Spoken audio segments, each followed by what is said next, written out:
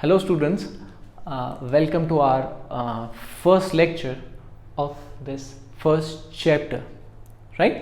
और इसमें हम आज क्या पढ़ने वाले हैं? Rest and motion. ठीक है, बेसिक से टॉपिक्स हैं, कंसेप्चुअल टॉपिक्स हैं. Let's try to understand them. ठीक है, तो we will try to use very simple words to define these things. और बेसिक से शुरू करते हैं, स्टार्ट से शुरू करते हैं. ठीक है, तो हम रेस्ट को कैसे डिफाइन करेंगे? So if we try to give a basic definition, हम कहेंगे कि if a body does not change its position with respect to time, right, then we can say that the body is in rest. अगर body अपनी position change नहीं कर रही है with respect to time, obviously time तो गुजरता जा रहा है ना. जैसे for example you are watching this video, time तो चल रहा है background में.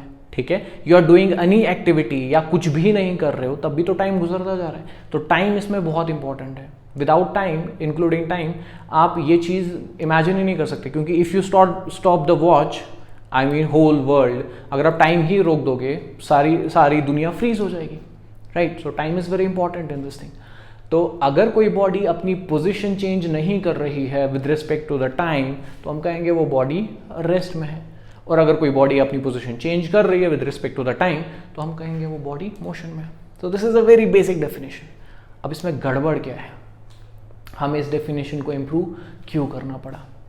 ठीक है, तो मैं एक सिंपल से एग्जांपल लूंगा and with that this topic will be explained very very effectively.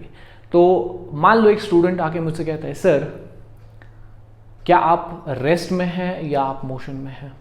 मैं कहूँगा ये कैसा सवाल है? Obviously I am in rest, खड़ा हूँ यहाँ पे.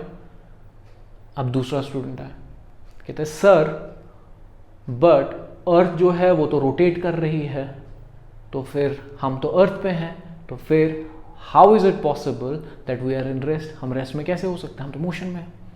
मैंने कहा वाह बेटा, बहुत ही अच्छा खेले हो. तो हम कहेंगे let's see, try to explain this.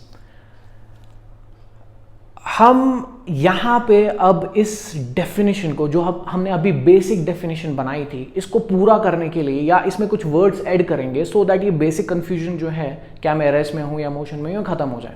ठीक है, मैं कहूँगा लेट्स अज्यूम हम एक तीसरे इंसान को ले आते हैं, and let's call him an observer. उसको हम क्या बुलाएंगे?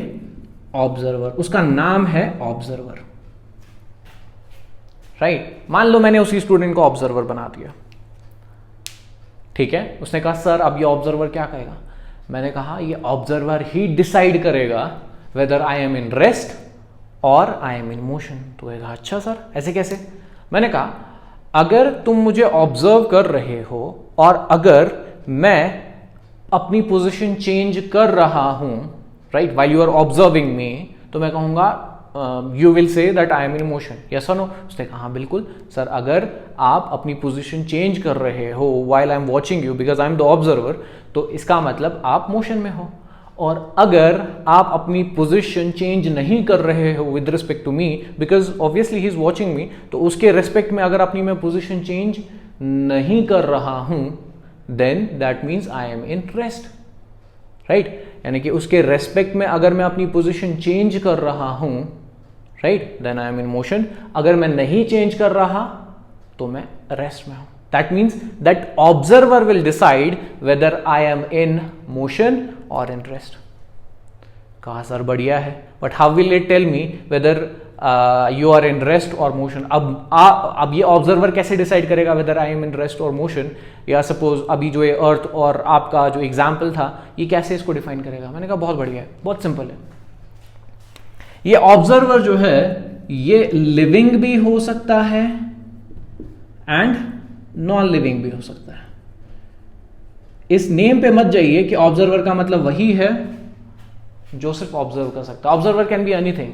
ठीक है, कोई भी चीज हो सकती है. इंसान भी हो सकता है, नॉन ह्यूमन भी हो सकता है, कोई भी चीज हो सकती है. नाउ अब जब ये मुझे ऑब्जर्व कर रहा है तो इसके रेस्पेक्ट में मैं अपनी पोजीशन चेंज नहीं कर रहा हूं. That means I am in rest.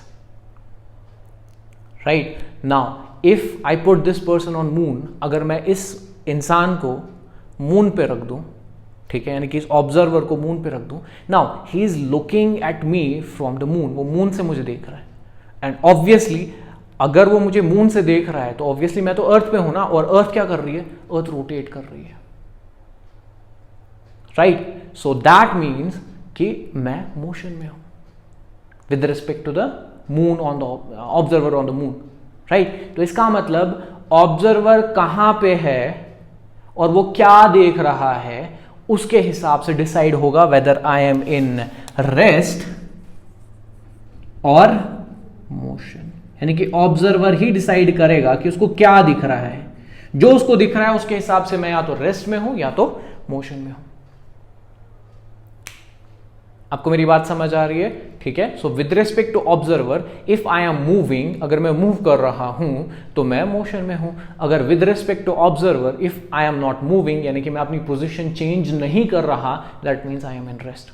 Now if one observer is on earth with me, मेरे साथ बैठा है, मेरा स्टूडेंट है यहीं पे बैठा है और मुझे देख रहा है, और दूसरा ऑब्जर्वर मैंने मून पे रखा है, ठीक है, तो ये दो ऑब्जर्वर्स जो हैं इनकी जो स्टोरी होगी वो डिफरेंट होगी।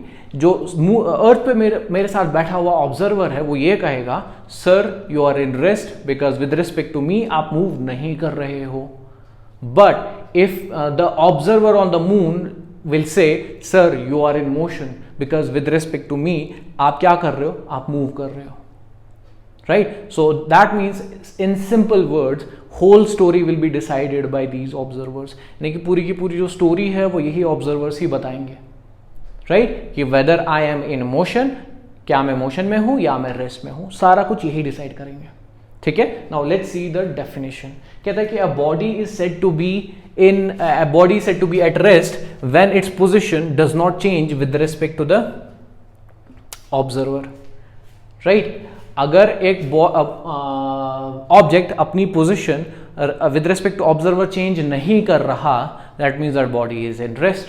And if a body is said to be in motion when it changes position with time with respect to observer, ठीक है। अगर ये बॉडी जो है with respect to time with respect to observer अपनी पोजीशन चेंज कर रहा है, that means this body is in motion, right. अच्छा, इन डेफिनेशंस में सबसे इंपॉर्टेंट चीज कौन थी फिर? सबसे इंपॉर्टेंट चीज था ये ऑब्जर्वर, यही डिसाइड करेगा whether I am in rest और in motion. That means rest और मोशन जो है वो क्या है, वो रिलेटिव टर्म्स है, depends on who is judging, who is observing.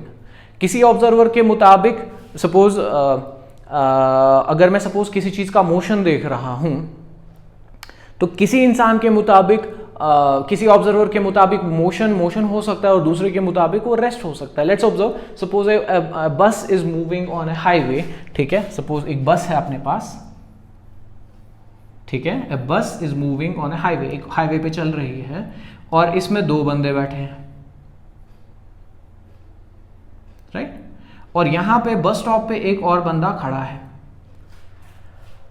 अब I am asking you people whether this guy is in motion और not. Suppose this guy number 1 is in motion और नॉट, तो आप कहेंगे सर ऑब्जर्वर कौन है, ठीक है। सो अगर मैं इसको ऑब्जर्वर 1 रखूं और इसको ऑब्जर्वर 2 रखूं तो आप ये कहोगे according to the observer 1 this guy is in rest, क्योंकि obviously with respect to the observer 1 ये बॉडी, ये जो बंदा है, it is not changing its position, ठीक है। But according to the observer 2 ये बॉडी जो है, ये जो बंदा है, it is in motion, right, it is in motion, क्योंकि ये बस साथ में मूव कर रही है।